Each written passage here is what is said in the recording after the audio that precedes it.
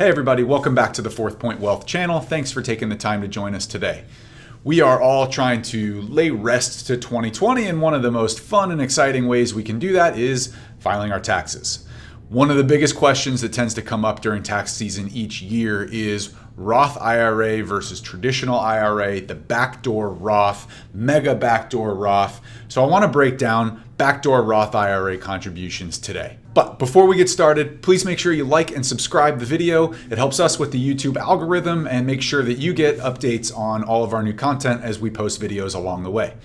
So, backdoor Roth IRAs, what are they? First, I think I'll back up and discuss what is a Roth IRA versus what is a traditional IRA. There's occasionally some confusion there. These are not investments in themselves, they're a bucket, right? So they're what we're putting our assets into, then how we invest them within the bucket depends on the choices that we make from there. But a traditional IRA is what's called pre-tax or tax-deferred contributions, meaning I am getting a deduction subject to income limits per the IRS, but I'm getting a deduction on the money that I put into my IRA.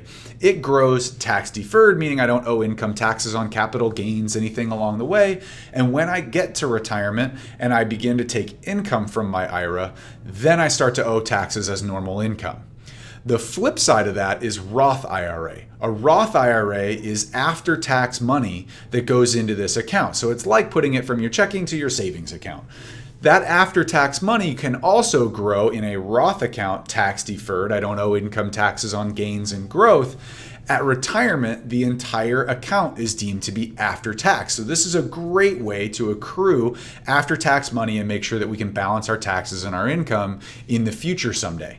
Now, those contributions are subject to income limitations. We are not able to contribute to a Roth IRA if we're a single filer in 2021 making more than $125,000, you hit what's called a phase out. So I have a reduced amount that I can contribute to my Roth IRA. And once I'm over $140,000, then I'm phased out altogether. I can no longer contribute to a Roth. Now, if I'm married filing jointly, that's between $198 is where I hit that phase out, and $208,000 of joint income where I can no longer make those contributions. Now, there is a workaround that people can use, hence the term backdoor Roth IRA.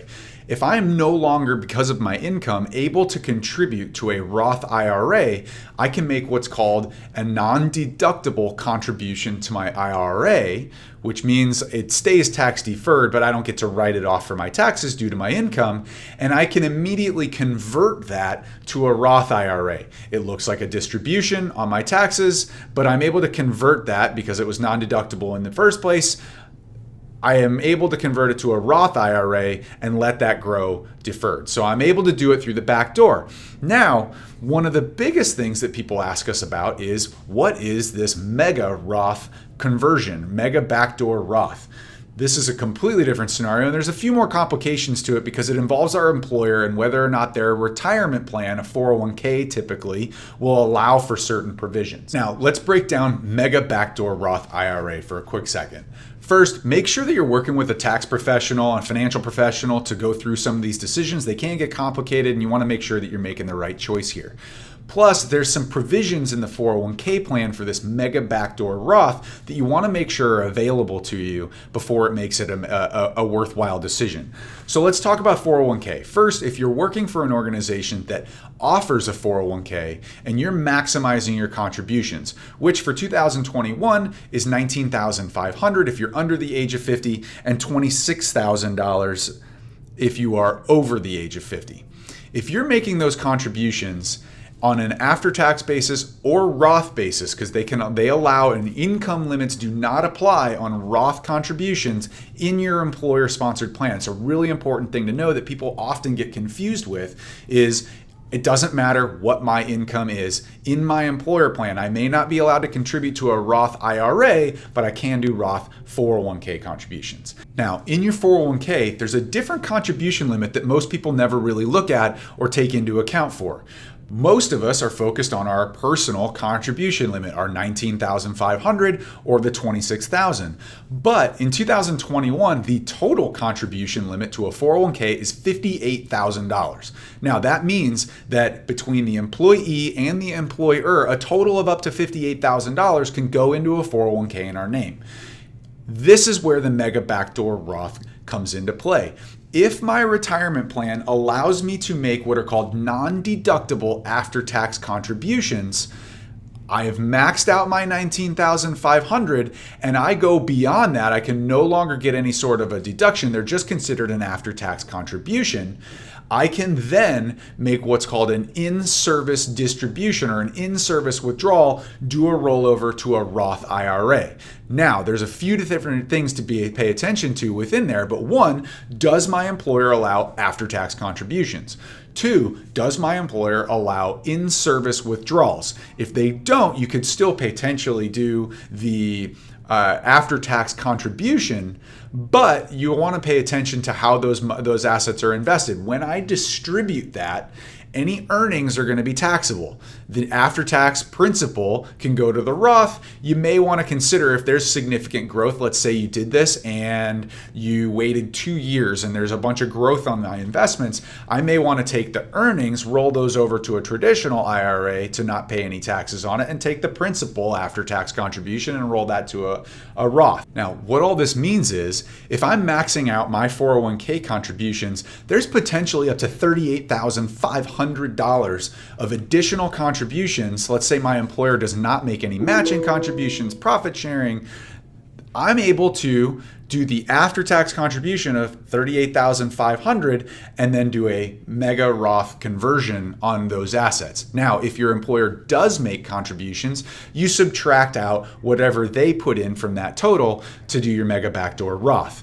Work with your CPA. We're happy to answer questions. If you're human resources department or the business management, if you're the business owner, you have conversion questions, or want to know if your plan even allows for some of this and you don't know where to navigate some of that, ask us. We're happy to help you find out.